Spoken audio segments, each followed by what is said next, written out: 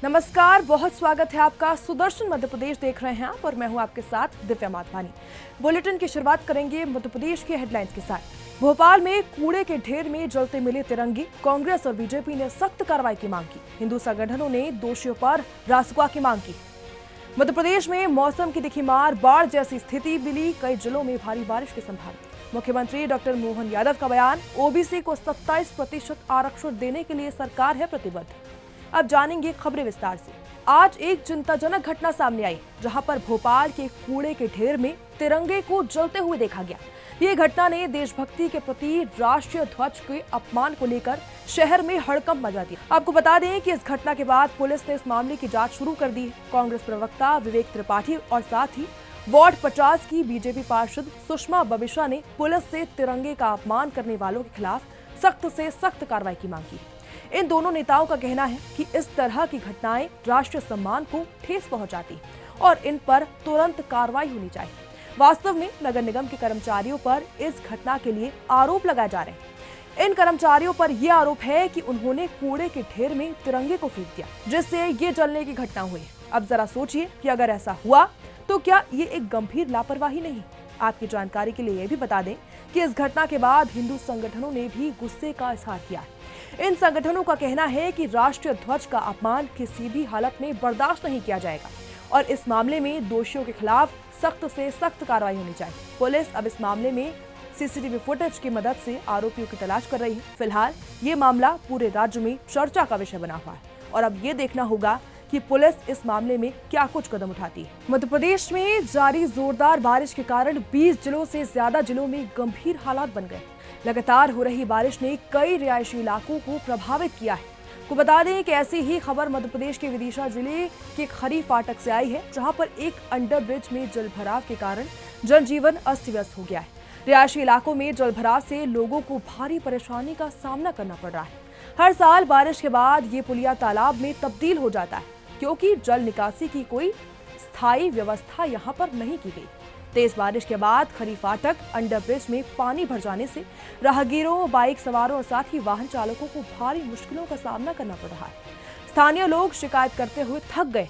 वो कहते हैं कि कई बार जिम्मेदार अधिकारियों को सूचित किया जा चुका है, लेकिन जल निकासी की कोई भी स्थायी व्यवस्था अभी तक नहीं की गई।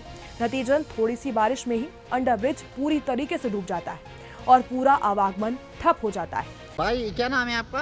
राजकुमारी। कहाँ से आ रही थी भाई? बंटी नगर। दिक्कत क्या हो रही है यहाँ पुलिया में? पानी ज्यादा भरा है, निकल नहीं पा रहा। कितना कितना पानी भरा है?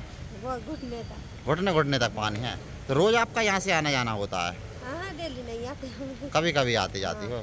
ऐसी दिक्कत होती है? ऐसी दिक्कत होती है कि पानी भरा है। आप लोगों के आगे और दिक्कत आएगी? हो जाना बंद हो जाएगा मतलब अपन निकास नहीं है ना पानी का, कहाँ से निकालेंगे? निकास नहीं हो पा रहा। यहाँ से बहुत सारे लोग निकलते होंगे। तो निकल तो पुलिया बनी जई का बनी थी, निकल भी का है। मध्य प्रदेश में मानसून का प्रभाव लगातार बढ़ता जा रहा है और कई जिलों में बाढ़ जैसे हालात आ गए। मौसम वैज्ञानिक डॉक्टर दिव्या ने बताया है कि मध्य प्रदेश में अभी एक मानसून सहित 2 टर्फ गुजर रही है। इसके साथ ही एक साइक्लोनिक सर्कुलेशन सिस्टम भी सक्रिय है, जो कि बारिश के सिस्टम को और भी ज्यादा मजबूत बना रहा है। यही कारण है कि राज्य में बारिश का सिस्टम स्ट्रांग हो गया है।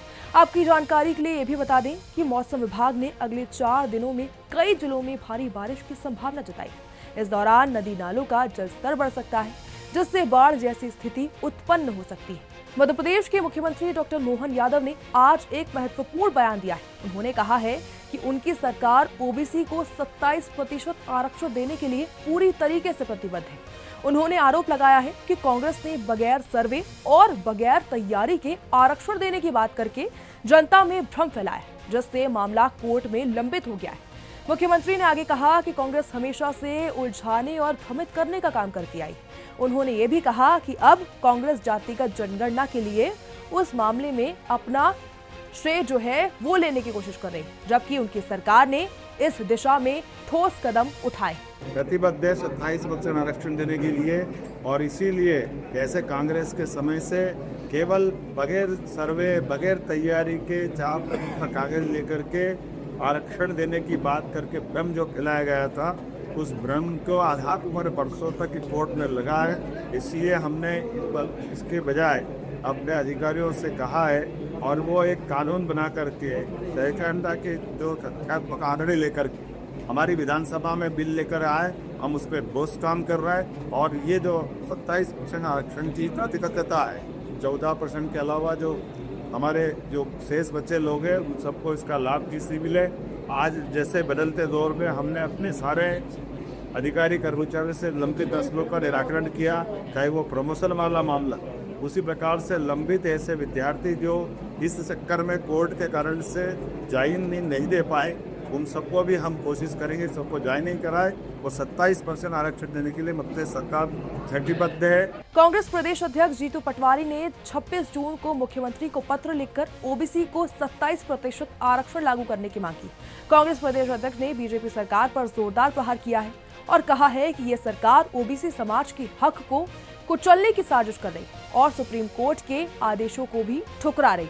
उन्होंने चेतावनी दी है कि अगर सरकार ने तत्काल कार्रवाई नहीं की तो मध्य प्रदेश कांग्रेस ओबीसी समाज के साथ मिलकर पूरे प्रदेश में आंदोलन की शुरुआत करेगी, जो बीजेपी के लिए आफत बन सकती है। आज मध्य प्रदेश के मुख्यमंत्री डॉक्टर मोहन यादव ने राहुल गांधी के राज्य में आवागमन को लेकर बड़ी प्रतिक्रिया दी। मुख्यमंत्री ने कहा है कि कांग्रेस की दाल अब यहाँ पर नहीं गलेगी। मुख्यमंत्री ने क्या कुछ कहा है वो आपको सुनाते हैं। वो कब नहीं आए, कितनी बार आए, आके करेंगे क्या? क्योंकि उनकी पार्टी झूठ का पहाड़ खड़ा करती है। जनता लगातार तीसरी बार उनको लोकसभा से भी बाहर कर चुकी है। इसलिए राहुल गांधी के आने से हमारे राज्य में आए, लोकतंत्र में आने का सबका अपना स्वागत है, लेकिन कांग्रेस की दाल नहीं गलने वाली, ये मैं बता सकता हूं। अम्बेडकर धाम का भूमि पूजन करने जा रहे हैं। अब अगली खबर का रुख करेंगे मध्य प्रदेश के प्रभारी और दिल्ली के पूर्व मंत्री जितेंद्र सिंह तोमर 6 जुलाई 2025 यानी आज 12 बजे करीब जबलपुर के सर्किट हाउस क्रमांक 2 में एक महत्वपूर्ण प्रेस कॉन्फ्रेंस को संबोधित करेंगे। नए शिक्षा सत्र के आगमन के साथ स्कूलों में बच्चों की हंसी फिर से गूंज रही, जो शिक्षा के महत्व को और भी महत्वपूर्ण बनाते हैं। ये न केवल एक नया अकादमिक वर्ष है, बल्कि लाखों बच्चों के सपने और भविष्य का आगाज भी है। Unified district information system for education plus यानी 2025 और 24 के आंकड़ों के अनुसार भारत में 24.8 करोड़ छात्र स्कूलों में नामांकित हैं, जो कि शिक्षा तक पहुंचने में वृद्धि को दर्शाता है। हालांकि अभी भी 6 से लेकर 17 साल आयु वर्ग के लगभग 4.74 करोड़ बच्चे स्कूल से बाहर, जो कि अब एक चिंता का विषय। प्राथमिक, उच्च प्राथमिक और माध्यमिक स्तर पर बच्चों के स्कूल छोड़ने की दर अब चिंताजनक बन गई। शिक्षा का अधिकार अधिनियम RTE ये सुनिश्चित करता है कि हर बच्चा मुफ्त और अनिवार्य शिक्षा प्राप्त करे, लेकिन ये जिम्मेदारी हम सभी की है कि हम इस अधिकार को हकीकत में बदलें। शिक्षकों की कमी और स्कूलों में बुनियादी सुविधाओं का अभाव बच्चों की शिक्षा की गुणवत्ता पर असर डालता है। इसलिए हमें ये सुनिश्चित करना होगा कि स्कूल सिर्फ इमारतें ना बल्कि ज्ञान और नवाचार के केंद्र स्कूल बने।